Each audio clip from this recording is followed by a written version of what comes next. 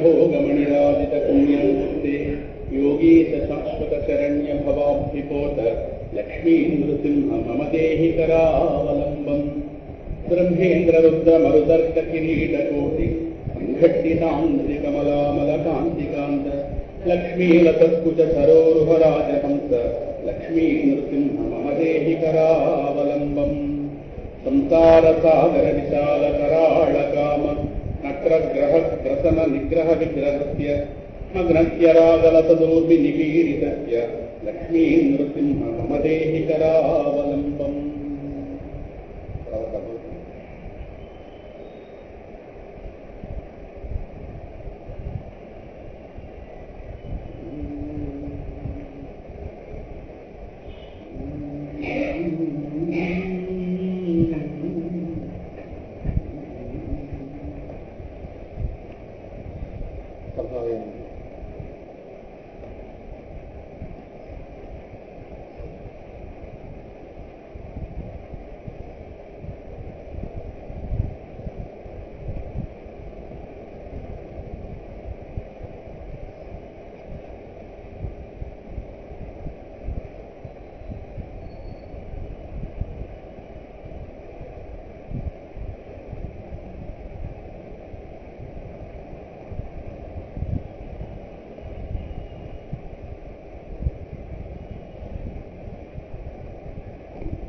మనకున్న ఆపద అర్థం కానప్పుడు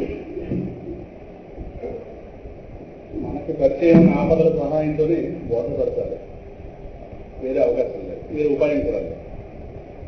మనకున్న ఆపద అర్థం కానప్పుడు ఆపద యొక్క తీవ్రత, ఆపద యొక్క స్థాయి ఏపాటితో అర్థం కానప్పుడు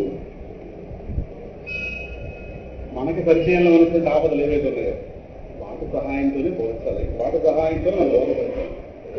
అందుతున్న వాటి సహాయంతోనే అందని దాన్ని అందుకునే ప్రయత్నం చేయాలి. వేరే ఉపాయం లేదు ప్రపంచంలో. కొంచెం లోతుల్లోకి వెళుతున్నాం విషయం. దేహము రూపమైన ఆపదని బోధపరచడానికి దేహానికి వచ్చేటటువంటి ఆపదల సహాయంతోనే బోధపడతారు. దేహము రూపమైన ఆపదను బోధపరచడానికి,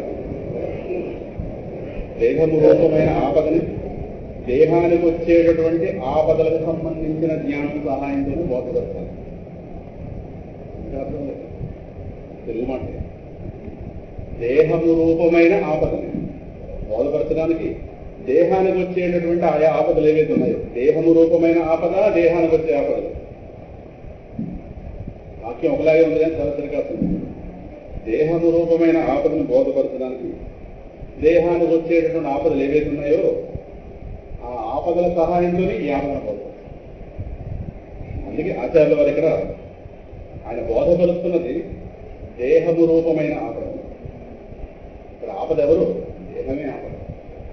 కానీ ఆయన తీసుకుంటున్న ఉదాహరణలు ప్రతిదాన్ని పోల్చడానికి ఏ ఉదాహరణ తీసుకున్నారో నిశ్చితంగా పరిశీలించాలి. ఆచార్య లాంటి జగద్గురువు లాంటి ఆదిశంకరుడు లాంటి జీనియస్ అని పుట్టాలేమో ప్రపంచంలో. పుడితే మళ్ళీ ఆయన పుట్టాలేమో కానీ అంతకు మించిన వాళ్ళు జీనియస్ లేదు ప్రపంచంలో. ఎంత సునిశ్చితమైనటువంటి యుక్తి అంటే శృతి, యుక్తి, అనుభవం, ఈ మూడు ఆయన సొత్తు. వేదం మీద పూర్తి కంట్రోల్ ఉన్నవాడు ఆయన. వేద జ్ఞానం సమగ్రంగా ఉన్నవాడు. వేదపురుషుడే పుట్టాడు పరమశివుడే. కైలాస శంకరుడు కాలక్షేపం. జుత్తు కలిగి ఉంటే కపర్ది ఆయన పరమశివుడు. బుర్ర శుభ్రంగా గురిగించుకుంటే ఆదిత్యుడు. నమో సుకేశాయ యుక్త కేశాయ అని రుద్రంలో చెప్తాను. అందమైన జుత్తు పురులు కలవాడు రుద్రుడు అంటే కపర్ది. శుభ్రంగా గురి గురిగించుకుంటే యుక్త కేశాయ అంటే కేశములు తొలగించినవాడు ఆదిత్యుడు. ఇద్దరికి అట్లే. అందువల్ల వేదం మీద పూర్తి కంట్రోల్ ఉంది. శృతి వేదాన్ని, వేద జ్ఞానాన్ని శిష్యుడికి బోధపరిచేటటువంటి టెక్నిక్, నాలెడ్జ్, దాన్ని ఏమంటారంటే లాజిక్, యుక్తి, అది సమగ్రంగా ఆయన దగ్గర ఉంది. కొంతమంది వాళ్ళ జ్ఞానం ఉంటుంది కానీ పక్క వాళ్ళకి చెప్పలేదు. తెలియకుండా పెద్ద పెద్ద పండితులు ఉన్నారు కానీ వాళ్ళ దగ్గర నలుగురుగానే ఎక్కువ మంది కూర్చోరు. కారణం వాళ్ళకి అందించడం రాదు. కొంతమందికి అందించడం వచ్చి కానీ లోపల విషయం ఉండదు. రెండూ సమగ్రంగా ఉన్నవాడు ఆదిశంకరుడు. యుక్తి అంటే అవతల వాళ్ళకి ఎలా ఎక్కించగలగాలి ఆ టెక్నిక్ ఉండాలి. పిల్లవాడికి ఇంతే నోరు ఉంటే మనం ఇంతే మొదలు పెట్టాలి కానీ ఇంత మొదలు పెట్టాలి పిల్లలు. వాడి బుద్ధిని మెల్లమెల్లగా ఎక్కించుకుంటూ పైకి రావాలి. దానికి లాజిక్ ఉండాలి. వాడి అజ్ఞానాన్ని పడగొట్టడానికి ఈయన గారి సమర్థత ఉండాలి. బోధ అంటే ఏంటి? శిష్యుడి యొక్క అజ్ఞానంతో యుద్ధం బోధకుడు చేశారు. అది యుద్ధమే జరుగుతుంది, మాటల రూపంలో యుద్ధం జరుగుతుంది. అది యుక్తి. ఇక మూడోది అనుభవం. ఆయనకి పరిపూర్ణమైన అనుభూతి ఉండాలి. అనుభూతి లేకపోతే మాటకు శక్తి రాదు. మహర్షి మాట ఖండాలు దాటి వెళ్ళిందంటే అనుభూతి, ఆత్మానుభూతి. ఇవాళ భగవాన్ రమణుల యొక్క 137వ జయంతి. భగవాన్ దేహంతో ఉంటే 137 సంవత్సరాలు. సరే, మధ్యలో ప్రసంగం వస్తుంది. అంటే తేదీ బట్టి, విధి బట్టి మార్గశిర మాసంలో వచ్చేటటువంటి పునర్వసు నక్షత్రం అది జనవరి 12వ తారీఖు పడింది. ప్రమాణాశ్రమంలో 2 చేస్తారు. పై దేశాల వాళ్ళ కోసం తేదీ చేస్తారు. మన సంప్రదాయ వాళ్ళు ఎవరైతే ఉన్నా వాళ్ళ కోసం తిథి కూడా చేస్తారు. ఇవాళ అంటే డిసెంబర్ 29 అర్ధరాత్రి 12 దాటిపోయింది. 12-1 గంట మధ్యలో మహానుభావుడు ఆవిర్భవించారు కనుక ఇంగ్లీష్ తిథి ప్రకారం తేదీ మారిపోయింది కనుక డిసెంబర్ 30 అంటారు. అప్పుడే ఆర్ద్రా నక్షత్రం కాస్త వెళ్ళి పునర్వసు ప్రవేశించినప్పుడే అక్కడ భూమినాథేశ్వరుడు, సహాయాంబ అమ్మవారు, అయ్యవారి పేర్లు అక్కడ ఆ క్షేత్రంలో స్వామి రథయాత్ర జరుగుతుంది. ఆర్ద్రా నక్షత్రంలో ఆ ఆలయానికి ఉన్న విశిష్టత. స్వామి రథయాత్ర చేస్తున్నారు. రథం వీళ్ళ ఇంటి ముందుకు వచ్చి ఆగింది. మహానుభావుడు లోపల అళగమ్మ 2వ పుత్రుణ్ణి ఈ లోకానికి అనుగ్రహించింది. ఆ క్షేత్రం పేరు తిరుచుళి. అసలు పేరు త్రిశూలపురం. భూదేవి తపస్సు చేసింది ఆ క్షేత్రంలో. ఎందుకు అసలు క్షేత్రం రావడానికి కారణం అది. మరి భూదేవి ఎందుకు చేసింది? హిరణ్యాక్షుడి యొక్క స్పర్శ వల్ల ఆవిడ మలిని పడిపోయింది. హిరణ్యాక్షుడు హిరణ్యకశిపుడు. స్వామి వరాహ రూపంతో సంహరించాడు హిరణ్యాక్షుడు. ఆ పాపాత్ముడి యొక్క స్పర్శ ఆ పాపాత్ముడి చేతిలో పడింది కదా, వాడు మంచిగా నిలిచాడు సముద్ర జలాల్లో.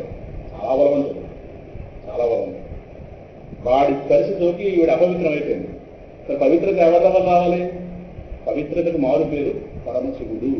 శివుడు అంటేనే శుద్ధుడు, పరమశివుడు శుద్ధుడు.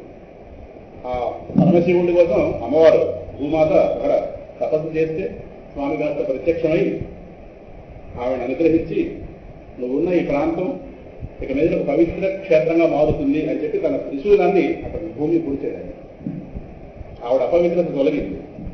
దాంతో త్రిశూలం చేత పొడవబడింది కనుక త్రిశూలపురం. అది వ్యవహారంలో తిరుచుడి. మహర్షి గారి ఇంటి పేరు తిరుచుడి. తిరుచుడి వెంకటరామన్ పిల్లవాడి పేరు. ఆ పిల్లవాడి కాస్త లోకానికి ఆ అర్ధరాత్రి అనుగ్రహింపబడ్డాడు. అక్కడి నుంచి ఆయన చరిత్ర అనేక సందర్భాల్లో చెప్పుకున్నాం. మధ్యలో ఇంకా వెళతాం విషయంలో. కనుక ఆచార్యుల వారి యొక్క శృతి 3ను శృతి, యుక్తి, అనుభవం ఈ మూడింట్లో ఏది లోపించినా అవతల వాడికి జ్ఞానం కలగడం అనేది అసాధ్యం. అంత జీనియస్. అంతగా ఆయన లోకాన్ని తన యొక్క వాదంతో ఇంత పుస్తకాలను కూడా ఆయన పడగొట్టగలిగారంటే వేదం మొత్తం తన అధీనంలో ఉంది. వేదంలో ఎక్కడ ఏ మంత్రం ఉందో ఏమో 2 ఏళ్లకే సమగ్ర జ్ఞానాన్ని పొందేశాడు. జ్ఞానే పుట్టినవాడు. పుట్టి ఏం నేర్చుకోలేదు, అని నేర్చుకునే పుట్టాడు. అందువల్ల అటువంటి ఆ మహాత్ముడు ఇక్కడ ఆచార్యుల వారికి తీసుకుంటున్న ఉదాహరణలు ఏవైతే ఉన్నాయో దేహము రూపమైన ఆపద, సంసార రూపమైనటువంటి వ్యవస్థను ఈ ఆపదను బోధపరచాలి. ఇది ఆపద ఉంది కానీ బోధపడలేదు. మరి బోధపరచాలంటే దేహానికి వచ్చే నిత్యం వచ్చే సమస్యలు ఏవైతే ఉన్నాయో, దేహానికి ఉన్న ఆపదలు ఏవైతే ఉన్నాయో వాటి సహాయంతోనే పోల్చాలి, వేరే ఉపాయం లేదు.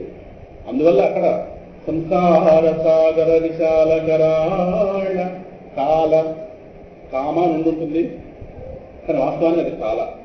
ఎందుకంటే కామం గురించి తర్వాత చెప్పారు. నగ్రహగ్రస నిగ్రహ విగ్రహస్య మగ్నస్య రాగ రసదూర్మినిపీడితస్య లక్ష్మీ నృసింహ మమ దేహి కరావలంబం.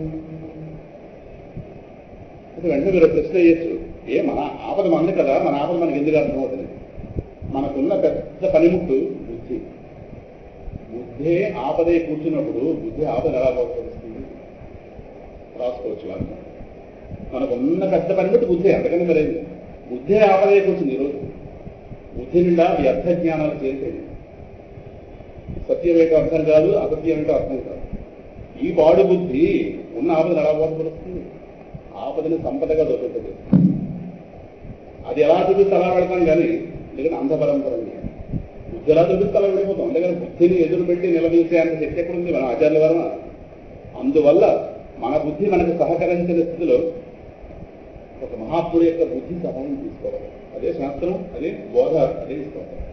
అందువల్ల బుద్ధి ప్రమాదంలో పడింది కనుక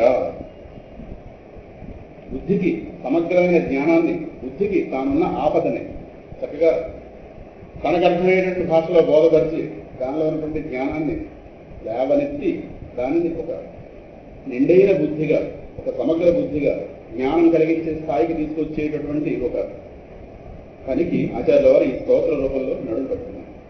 అది స్తోత్రం. అందువల్ల ఇక్కడ చెప్పే ఉదాహరణలు ఏవైతే ఉన్నాయో, ఇక్కడ సాగరం అన్నది అనుభవంలో ఉంది, సముద్రం అనుభవంలో ఉంది. సముద్రంలో మొసలు పట్టుకోవడానికి నన్ను మొసలు పట్టుకోపోయినా మొసలు పట్టుకుంటే ఎలా ఉంటుందని బుద్ధితో ఊహించారు. గజేంద్ర మోక్షం సహాయంతో ఏమంటే మొసలు పట్టుకున్నాకనే మొసలు పట్టుకోవడం ఉంటే ఎవరు తెలుస్తుంది, పట్టుకున్నాక మనం మిగిలిన అవకాశం లేదు. మొసలు పట్టుకున్న వాళ్ళు ఊళ్ళో చాలా మంది ఉన్నారు అక్కడ. అంటే బుద్ధి అందుకోగలిగేటటువంటి జ్ఞానాలు ఏదండి. అందువల్ల ఈ సంసారం అనే సాగరంలో బుద్ధి అనేటటువంటిది, అదే కాలం అనేటటువంటిది కాల నక్ర గ్రహ గ్రస. కాలం అనేటటువంటి ఈ నక్రము మొసలి ఏదైతే ఉందో దాని చేత గ్రహ పట్టబడి గ్రస. నక్రము అంటే పట్టేది, గ్రహ అంటే పీడించేది. గ్రహము అంటే పీడించేదని అర్థం తెలిస్తే చుట్టూ ఉన్న వాళ్ళకి కూడా గ్రహాల్లో కనిపిస్తున్నారు. ఎవరికెవరి గ్రహం కాదు, ఆ 9 గ్రహాలు అనుకోకలేదు. ఒక ఇంట్లో 5-6 గ్రహాలు ఉన్నాయి. ఒకరినొక పీక్కోవడం తిన్నాను. అలాగే భావాలతో పీక్కుంటాను, కర్మలతో పీక్కుతాను, ఇష్టాయిష్టాలతో పీక్కుతాను. మొత్తం అంతా గ్రహాల కూటమి. అందువల్ల నక్కర గ్రహ గ్రస నా నిగ్రహ విగ్రహస్య. ఇక్కడ ఈ స్తోత్రం అర్థం చేసుకుంటున్న మొత్తంలో కూడా ఒక భావం స్థిరంగా హృదయంలో ఉండాలి. ఇక్కడ ఆచార్యుల వారు ఎవరు ఆపదన చెప్తున్నారు? ఆత్మ అయినటువంటి నా ఆపదన, దేహానికి వచ్చే ఆపదన మొదట్లోనే చెప్పిస్తాను. దేహానికి వచ్చే ఆపద సహాయంతో దేహము రూపమైన ఆపదని బోధపరుస్తున్నారు. దేహం ఆపద సంపద ఈ 2 గంటలు. ఈ 2 గంటలు వేగం మారుద్దాం, వేదాంత వేషం కాదు. దేహం ఆపద సంపద తట్టుకోలేని సత్యం. ఈ స్తోత్రం తట్టుకోవడం చాలా కష్టం. ఇంకోరైతే మీద కూడా కూడా అందుకే ఎవరు పెడితే వాడు చెప్పకూడదు, స్థాయి ఉండాలి వాడు. సరేనా? అందువల్ల అందుకని మన యొక్క ఆశలు దేహం మీద ఉన్నాయి, దేహాన్ని ఆధారం చేసుకుని ఉన్నాయి. ఆ దేహాన్ని ఆపదంటే ఎవరికి అర్థమవుతుంది? అందువల్ల వేదాంత జ్ఞానం క్లోజ్డ్ డోర్స్లో చెప్పాలి, అర్హత ఉన్నవాళ్ళే చెప్పాలి, స్థాయి ఉన్నవాళ్ళే చెప్పాలి. పబ్లిక్ వాళ్ళ పద్ధతిలో వాళ్ళకి క్రమంగా వాళ్ళు ఎలివేషన్ తీసుకురావాలి. ఎలివేషన్ వచ్చిన వాళ్ళలో ఈ సత్యాలు. ఈ స్తోత్రం నడుస్తున్నంతసేపు దేహాన్ని సాక్షిగా చూడాలి. దేహమే నాకు ఆపదైనప్పుడు దేహంతో కలిసి ఆలోచించాలనుకోండి, ఈ స్తోత్రం కొమ్ము లేకపోతుంది. మళ్ళీ ఆచార్యుల వారు ఏం చెప్పబోతున్నారో నాకు ఎక్కలేదు. నాకు సంసార సాగరంలో, విశాలమైన సంసార సాగరంలో, కరాళం అంటే భయంకరమైన సంసార సాగరంలో కాలమైన నక్కరం పట్టింది. ఎవరిని పట్టింది? దేహాన్ని కాదు, నన్ను ఎప్పుడైతే పట్టిందో మొసలి పట్టగానే దానికి ఘాట్ల మీద పడతాయి, కోరలు గుర్తుంది. మరి ఇక్కడ ఈ సంసారం అనే మొసలి నాలోకి, ఆత్మ అయిన నాలోకి దించినటువంటి కోరలు ఏంటి? దేహేంద్రియ ప్రాణ మనోబుద్ధులు. దేహేంద్రియ ప్రాణ మనోబుద్ధులు అది నాలోకి గుచ్చినటువంటి కోరలే కానీ నా స్వరూపం కాదు. అది అయితే వెంటనే బయటపడిపోవచ్చుగా. మోహం అవుతుంది. ఏమిటో మోహం? అవే నేను అనుకుంటున్నాను. అవి ఎప్పుడైతే నేను అనుకుంటున్నాను, దేహం యొక్క స్వరూపం, దేహం యొక్క స్వభావం ఏంటి? కాలంతో మారిపోవడం. నా నిగ్రహ విగ్రహస్య. కాలం దేహాన్ని కుదురుగా ఉండనివ్వదు, మార్చొస్తుంది. వృద్ధాప్యాన్ని తీసుకొచ్చేస్తుంది. నా అనుమతి లేకుండా వృద్ధాప్యం. నా అనుమతి లేకుండా ఇంట్లో కాదు ప్రవేశించలేదేమో కానీ నా అనుమతి లేకుండా దేహంలో వృద్ధాప్యం వస్తుంది. తప్పగలనా ఇది? అందులో ఎలా తప్పించుకోవాలని చూస్తాను అవకాశం. బ్రతికంటూ ఉంటే వృద్ధాప్యం వస్తుంది. మధ్యలో వెళ్ళిపోతే ఏమో కానీ బ్రతికంటూ ఉంటే వృద్ధాప్యం కాదు. దాన్ని జీర్ణం చేసుకోవాల్సిందే కానీ యుద్ధం చేయడానికి వీలు. అందువల్ల అది నేను అనుకుంటున్న కారణం చేత, కాలంతో హరింపబడే దేహాన్ని నేను అనుకుంటున్న కారణం చేత దీనికి వృద్ధాప్యం రాకూడదు అనుకోండి. నా నిగ్రహ విగ్రహస్య అంటే నిగ్రహము లేని విగ్రహం. విగ్రహం అంటే దేహం. ఒకటి ఆ దేహం నేను కాదు, రెండోది ఆ దేహం నేను అనుకోవడం ప్రారంభించాను. కాలం వల్ల నిరంతరం మార్పు చెందిపోతుంది. గోల గోల గోల గోల గోల. చేయి మాట వింటలేదు, కాలు మాట వింటలేదు. వినవు. ఎందుకంటే వింటే విని విని విని పడేసాయి. ఇంకా వినవు. నేను భగవంతుడి మాట వింటే బాగుంటుంది. నేను కనుక చెప్పాడు పరమాత్మ దుఃఖాలయం అశాశ్వతం, చెప్పాడా దేహాన్ని దుఃఖాలయమని, అంటే ఆయన తప్పు చెప్పాడా నేనే తప్పు అనుకుంటున్నాను. ఈ దుఃఖాలయమని యాక్సెప్ట్ చేస్తే సుఖాలయం తిరుగుతాను. ఏంగా భగవద్గీతలో ఆ శ్లోకం నాకు అప్లై అవ్వదండి అంటే దిగొచ్చేవాడి మీద నిలిచింది. దిగొచ్చేవాడు ఏమిటో స్వాముల వాళ్ళు కూడా ఈ శ్లోకం పబ్లిక్ లో చెప్పరండి, అదే కర్మ. అసలు వాళ్ళు చెప్పడానికి ఉన్నారు, బట్టల షాపులు ఓపెన్ చేయడానికి స్వాములు లేరండో, పేపర్లు చూసే ఉంటారు. ఏ కర్మ, ఏమిటా కర్మ? నువ్వు అంటే కళాభారతి బుక్ చేస్తారని సభలు చెప్తావా? నలుగురు కూర్చోబెట్టి వేదాంతం చెప్పరావా? నువ్వు ఉన్నది ఎందుకు? ఆ దేహం మార్చింది, ఆ వేషం మార్చింది దేనికి? ఒకడున్నది చెప్పాలి వేదాంతం. సభల్లోనే చెప్తాను, నేను 10,000 మంది ఉంటేనే చెప్తాను. దేనికి ఆ వేషం? బట్టల షాప్ ఓపెన్ చేయడానికి, ఆభరణాల షాప్ ఓపెన్ చేయడానికి సన్యాసం మంట కలిసిపోయింది. ఒకడేమో పెళ్లి కదా, నువ్వు అన్ని వదిలివాడు నీకేలా పోలా. లోకానికి మనం ఏమి ఇస్తున్నాం మెసేజ్ ఇవ్వాల? ఎవడెక్కడైనా జరగచ్చు. అసలు పట్టింది చాలా ఇది అసలు వేస్తాం, ఏం చూడాలి అంటే ఆచార్య వారు ఉంటే అలోపని ఏడ్చేవాడేమో మహానుభావుడు. ఏం తెలియదు విడిపోయాడు మహానుభావుడు. రేపోలా ఏడుస్తారు వాళ్ళందరూ చూసి. సన్యాసానికి ఒక విలువ తీసుకొచ్చారండి వాళ్ళందరూ. మంట కలిపిస్తున్నాం ఇవాళ మనం, వాడి పేరు చెప్పుకున్న మంట కలిపిస్తాం. అసలు కాదు నా నిగ్రహస్య. ఈ స్తోత్రం స్థాయిలో చూస్తే అసలు సన్నివేశం ఆలోచించుకుంటే భయం. ఓ పక్క చూస్తే ఇంత భయంకరమైనటువంటి కూర్చోబెట్టి అది ఒక జ్ఞానం చెప్పు. ఊర్లోకి వచ్చిందే షాపింగ్ మాల్లో షాపింగ్ చేయడానికి అంటే ఏంటి ఆ మసాలలో నువ్వేది వెళ్ళాలి? ఎంత జ్ఞానం నేర్చుకున్నావు గురువుల దగ్గర, అవన్నీ చెప్పడానికే. కానీ నాకు రేంజ్ ఉండాలి, నాకు మేక్ సెట్ ఉండాలి, నాకు లైటింగ్ ఉండాలి, నాకు ఎంత గోల్ ఉండాలి, అప్పుడు కానీ నువ్వు చెప్తాను ఎక్కడ వెళ్తున్నా. అందువల్ల విగ్రహస్య నా కుదురు లేని దేహం అయితేను కాలం మార్చేస్తాం, దేహాన్ని హరించేస్తుంది. నీకు ఈ దేహంలోకి నిరంతర దుఃఖాలను ప్రశ్నట్టు తెస్తుంది. కొన్ని ఈ హడావిడిలో ఉండగా బయటపడదామంటే మగ్గనస్య రాగలస పూర్తి నిపీడితస్య ఆయు పరిశ్రవతి భిన్న కుంభాదిమాంబ. భర్తృహరి సుభాషితాల్లో భర్తృహరి ఓటి కుండలోంచి నీటి పొట్టు జారిపోతున్నట్టుగా పొట్టు ఆయు జారిపోతుంది. కాలం తెలుస్తుంది. కాలం అంటే లెక్క పెట్టేది దేనికి? దేహం యొక్క ఆయుష్ని పోసింది కాలమే. ఆయు పరిశ్రవతి నిరంతరం పరమశివుడి మీద ఆ బొట్టు విడిచిపెడుతున్నట్టుగా అలాగా పరిశ్రవతి భిన్న కుంభాదిమాంబ. కానీ గుర్తిస్తున్నామది గుర్తించనివ్వకుండా కొమ్మ ముంచేస్తుంది ఎవరు? కాలం. దాని వైపు చూడలేదు. ఆయుష్మి తప్పించి ఒక రోజంతా మీరు ఆయుష్మి దృష్టి పెట్టండి చూద్దాం. అక్కడ 10 నిమిషాలు పెట్టండి. మిగతా పనులు కాలం సహాయంగా చేస్తాం. అక్కడ షాపింగ్ 8 గంటలకు వెళ్ళాలి, పెళ్లికి 8 గంటలకు వెళ్ళాలి, వీటికి 8 గంటలకు వెళ్ళాలి, అన్ని కాలంతోనే. ఆయుష్ని మాత్రం లెక్క పెట్టండి. ఓ రోజు లెక్క పెట్టండి చూద్దాం. ఒక గంట లెక్క పెట్టండి. 2 గంటలు బుద్ధి మారిపోతుంది నిరంతరం ప్రదక్షిణ. దాని వైపు చూడవద్దు. మగ్నస్య రాగలస పూర్తి నిపీడిత. పూర్తిగా ఒక నిమగ్నం చేసేస్తాం. ఆయన ఆ పనులు నిమగ్నమై ఉన్నారని అంటున్నాం. ఏ నిమగ్నం అంటే ఒళ్ళు తెలియకుండా అందులో ఉంటుంది. ఇందులోని రాగలసత్. లసత్ అంటే ప్రకాశిస్తున్నాను. ఈ కోరికలు ఏవైతున్నాయో ఇవి ప్రకాశిస్తూ మనల్ని వశం చేసేస్తుంది. ఇంకా ఆయన గారి కోరిక పుడితే ఆ కోరిక నెరవేర్చుకోవడమే జీవిత లక్ష్యం. అది మగ్గనస్య అని రాశారు. ఆచార్యుల వారు అక్షరం వేశారంటే దానికి 1000 అర్థాలు ఉంటాయి. ఎందుకంటే సర్వజ్ఞుడు రాసిన స్తోత్రం ఇది. స్తోత్రం ఎవరు రాశారో దాన్ని బట్టి దాని అర్థాలు. లసత్ అనే పదం ప్రయోగించడంలోనే వాడికి ఆ కోరిక ప్రకాశిస్తుంటుంది. ఇలాగా మనం అలా రోడ్డు మీద వెళ్ళిపోతూ ఉంటే ఒక వస్తువు అలా విలువ ప్రకాశిస్తాం అనుకోండి, వెంటనే దృష్టి దాని మీద వెళుతుంది. అమ్మో ఇదేమిటో విచిత్రమైన వస్తువు, అందువల్ల ఏదో తీసి చూస్తాను, అది ముక్క ఏదో మొత్తం మీద.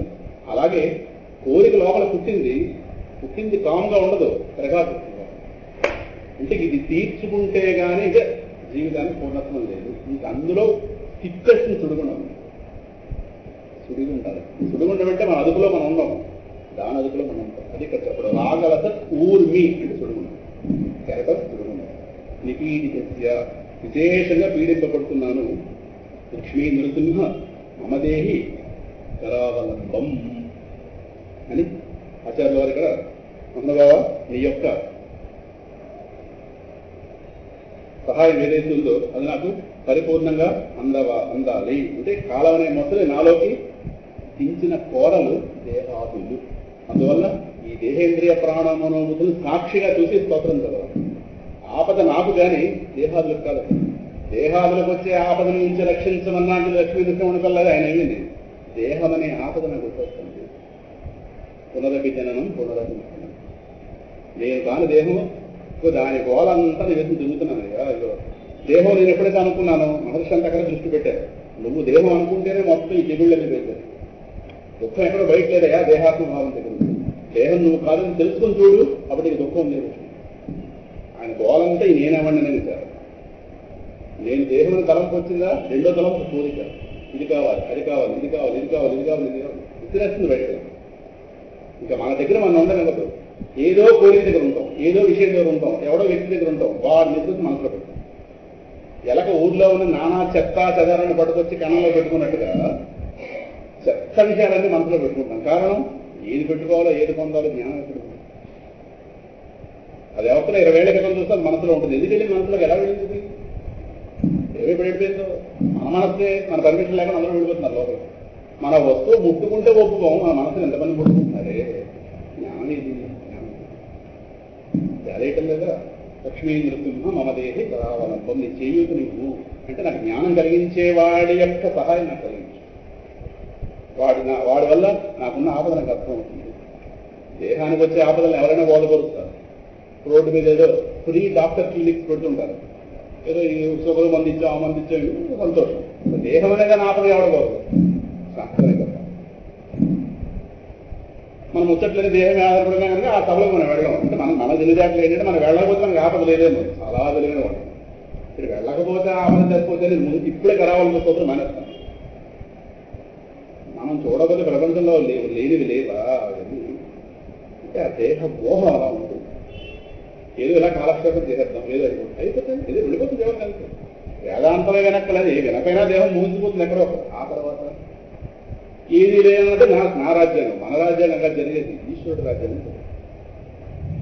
అదేమిటో వినడానికి వేదాంతం.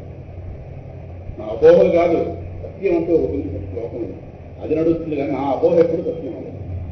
సరేనా? ఈ విధంగా 3వ శ్లోకాన్ని ఆచార్యుల వారు చెప్పి 4వ శ్లోకంలో దేనితో పోలుస్తున్నారో ఒకసారి విశేషంగా పరిశీలిస్తే, ఇక్కడ ఈ శ్లోకంలో మహానుభావుడు సంసార సాగరాన్ని అంటే దానిలో ఉన్నటువంటి కాలాన్ని మొక్కలతో పోల్చి, కోరికలని కెరటాలతో పోల్చి తీవ్రమైనటువంటి సుడుగుండాలి. తర్వాత సంసార ఘోర ఒక అడవిలోకి ప్రవేశింపజేస్తున్నారు. కాదు, ఆల్రెడీ అడవిలో ఉన్నాము. మనకు అడవి పరిచయంలో ఉంది, మనం వెళ్ళకపోయినా అడవిలోకి వెళ్ళిన వాళ్ళు. అలాగే సముద్రం పరిచయంలో ఉంది. అందుకే వీటి సహాయంతో మనం ఉన్న ఆపదను మొదలుపరుస్తారు. వేరే ఉపాయం లేదు. అందువల్ల నాయన నువ్వు ఘోరమైన గహనంలో, ఘోరమైన అడవిలో ఉన్నావు అని ఇక్కడ మన ఆపదని ఇంకో రకమైనటువంటి ఉదాహరణ సహాయంతో చెప్తున్నారు. సంసార ఘోర గహనే శరతో మురారే మారోగ్ర భీకర మృగ ప్రవరార్దితస్య ఆర్తస్య మత్సర నిరాధ నిపీడితస్య లక్ష్మీ నృసింహ కొండ నుంచి పరిగెట్టుకు వచ్చారు. మమదేహి కరావలంబం అంటే నీడ కాదు, రూపంతో రావాలి. సరేనా? ఇంత ప్రీతిగా ఇలాగ భగవన్నామాలు ఎందుకని చదవడం అంటే ఈ స్తోత్రం అర్థం చేసుకోవడం చాలా కష్టం. దైవానుగ్రహం పుష్కలంగా ఉంటే కానీ ఈ స్తోత్రం ఎక్కడ. అందుకు అంత సుమారు 1/2 గంట సమయం ఆ స్తోత్రాలకే అంతమంది మహాత్ముల్ని అన్ని శ్లోకాల రూపంలో అర్చించినది, అష్టోత్తరామని చదివింది. కనీసం చెప్పుకున్న దాంట్లో చెప్పిన వాడికి విన్నవాడికి ఒక కంటి విపడుతుంటేనే నిలబడుతుందేమో. 100% వస్తున్నాను కానీ అంత భ్రాంతి ఏం లేదు. కానీ 20% నిలబడుతుంది. అంటే వెంటనే మీరు ఒక నిర్ణయం వచ్చారు, 20% నాకు పడకు వచ్చిందని విడిపోకండి. మనకి ఏ చెప్పినా ప్రమాదం అంతా 20% బుద్ధిలో నిలబడితే ఇదిలో 50 అవుతుంది బయట చేయలేదు. భావం నిలబడ్డం కదా. అది ఆచార్యుడు మహాపీఠాలు వదిలే స్తోత్రాన్ని ముట్టుకోరు. ఎందుకంటే వాళ్ళ దేహాత్మ భ్రాంతి దూరం ఉంటుంది. ఈ స్తోత్రం చెప్పలేమో చెప్పించుకోవాలి. ఇది చెప్పచ్చుగా, చెప్పదు. ఇది చెప్పాలంటే డైరింగ్ ఉండాలి. డైరింగ్ ఉండాలి. ఎవడో ఏది అడిగితే సమాధానం చెప్పగలగాలి. ముట్టుకోలేని స్తోత్రం ఇంతగా రాశారు మహానుభావుడు. సంసార ఘోర గహనే చరత. అయ్యా ఇందాక నేను సముద్రంలో ఆ మొసలు నోట్లో ఉన్నాను. నక్రం అంటే తిమింగళం అని కూడా అర్థం. కట్టేది సముద్రంలో పట్టే గోల్డ్లోనే చేప అవ్వచ్చు, పెద్ద చేపలు అవ్వచ్చు, ఏదైనా కావచ్చు. కానీ మొసలే ఎందుకు చెప్తారంటే మొసలి పట్టు మాత్రం మనకి అదో మనమో చేరుకోవాలంటే అంతవరకు అది మరి అంతు చూసేస్తుంది. అందుకు అక్రమం చేశారు.